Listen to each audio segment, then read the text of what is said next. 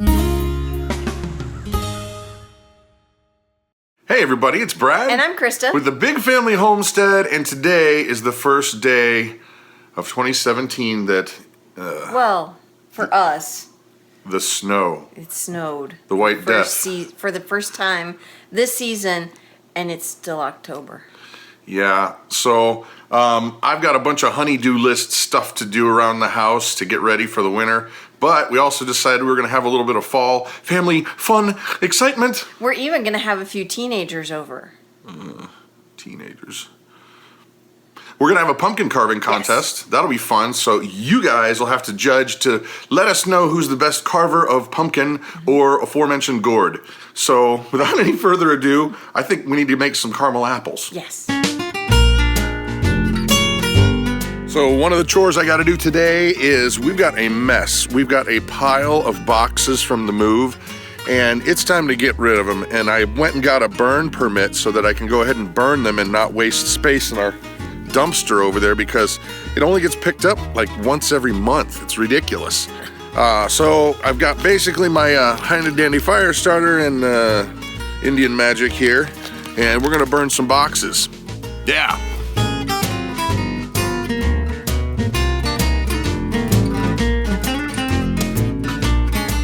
Okay, we have made fire. Time to add to the fuel.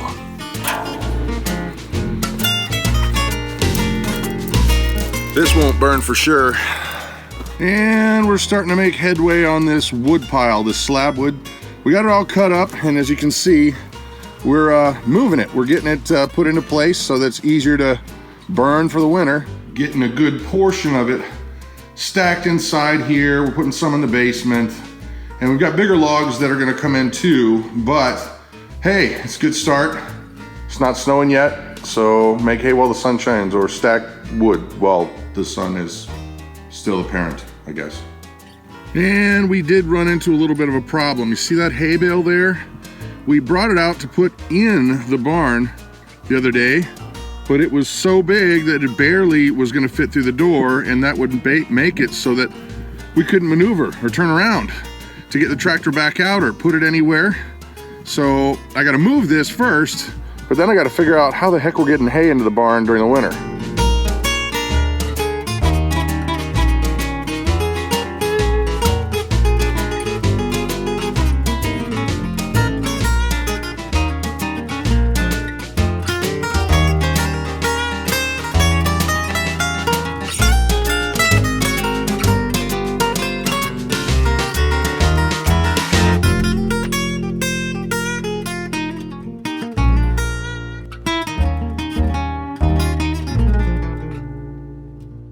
This out.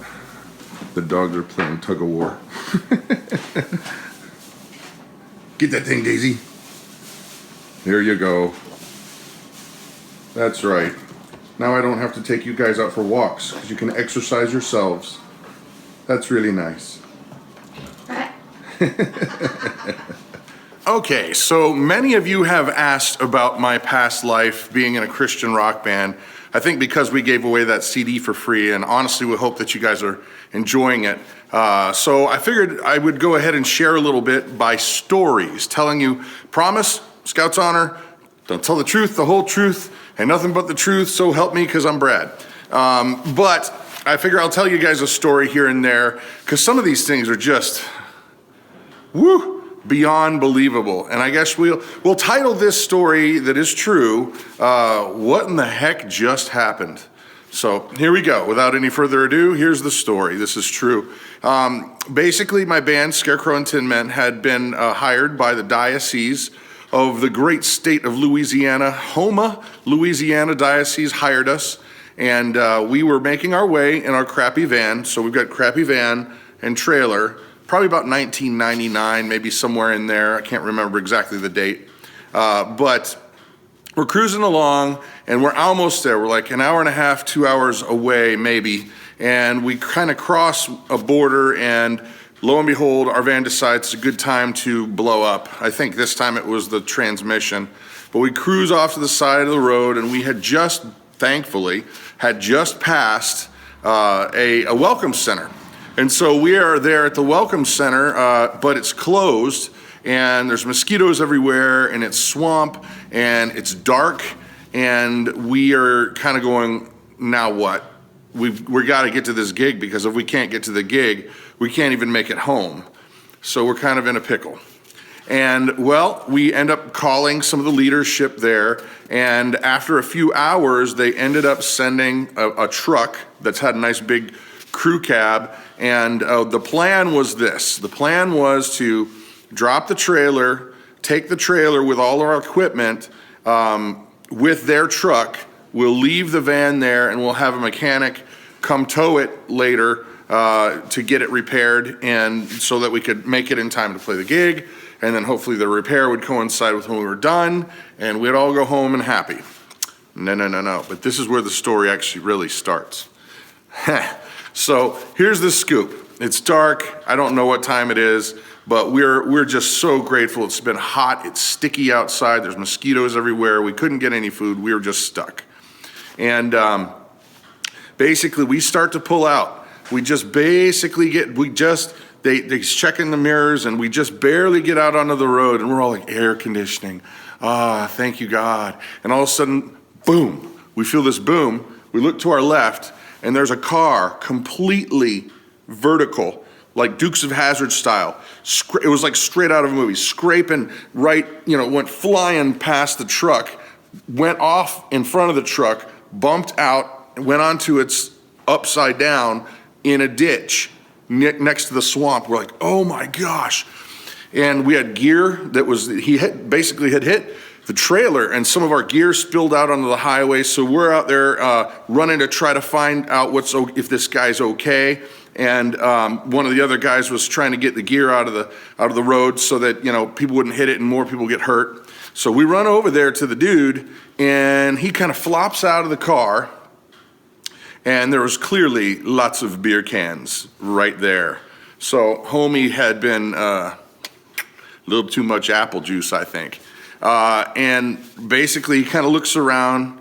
He starts to walk off, and we're like, whoa, where are you going? Where are you going? And then he kind of stops and looks at us, goes back to his car, picks up a cell phone, and then runs off into the swamp. I kid you not. He's like, slosh, slosh, slosh, slosh. I'm like, that dude's gonna get killed. There's water moccasins and all kinds of gators and stuff. It was crazy. But you can hear him. He's sloshing around out there, and we're sure as heck not going after him. And then the police show up after a while, 15 minutes later or whatever, and we're telling him. We told him the story, and we told him about the guy, and we told him, he's like, right there. He's right out there. He's probably no more than 50 yards, and you can hear him walking around, and you hear him slosh, slosh, slosh. And the cop pulled out a flashlight, and he's like, I ain't doing it. And so ultimately, they ended up sending another vehicle that ended up taking care of all the stuff, and we ended up getting to the gig and playing the gig, and it was a great, crazy success. And I'm told that they picked the guy up later, but it was the most safe thing for the police officer not to go into, alligator infested swamp in the middle of the night, armed with his side shooter. So anyway, crazy story from the road. There's one of them. If you like it, say down below and I'll add more. These are true though. Honest engine. And what have we here, Mama? Well, I decided to make some farmer's cheese. What is farmer's cheese? Just plain milk and vinegar. So you use the vinegar instead of like a rennet? Yeah, a rennet or a culture, yeah. This is just vinegar. Okay, so I know, well, for sure we're going to be making a video on your farmer's cheese. Yeah, looky there. So, but then what do? Is it just milk? Do you put salt in it? Yes, a little bit of salt as you're rinsing out the whey, and then you just hang it in a cheesecloth for a few hours, and you've got yummy cheese. That sounds like a video that will be well received. Mm-hmm. Way to go. Bah. So one of the things that we wanted to get done in our family funness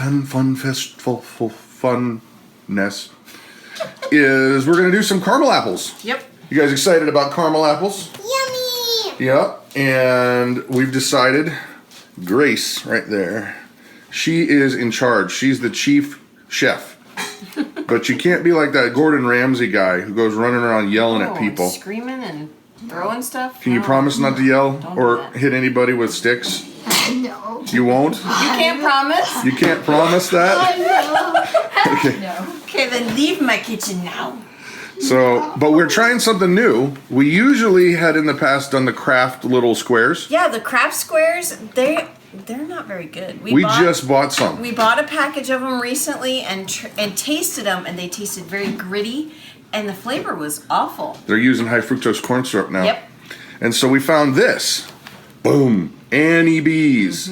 And it says that it's a chef-driven, small batch, kind of thing. So we're kind of hoping that it'll taste a little better. But it's really going to be 100% Grace's fault if it goes badly. That's right. Right? I can't. No, it's not mine. It's not your fault? No. Our first step is to open up the kernel and put it in our pot. All right. Whoops. I went the wrong direction. Here's the pot down there. There you go.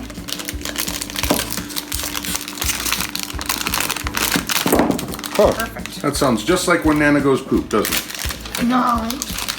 It will in the winter time. Yeah. Now we're gonna hit the kernel some low. Yep. Here. Looking good, Ruth. Looking good.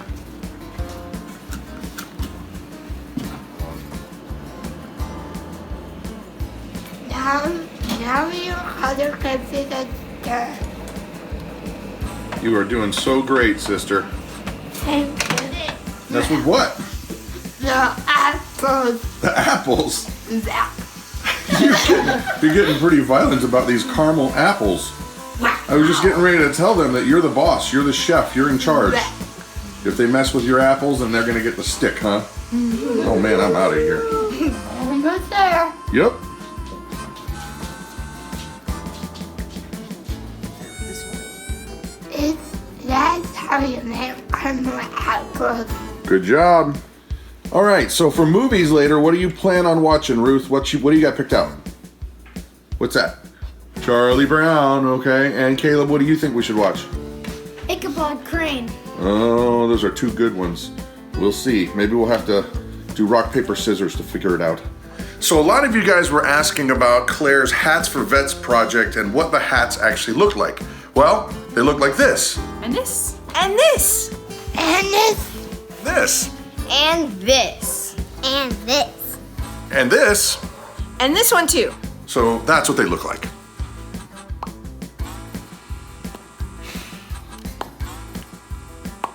Teenagers. It's not all as bad as I'm making out. No. They're good kids. Yeah. But in all honesty, we had a lot of fun and I got a lot of stuff done. And I hope you enjoyed that story from the road because what in the world happened? I gotta tell you what. Anyhow, I'm Brad. I'm Christa. And you guys have an amazing day. Hey everybody, it's Brad. And I'm Christa. From the Big Family Homestead. Goodness. Cut.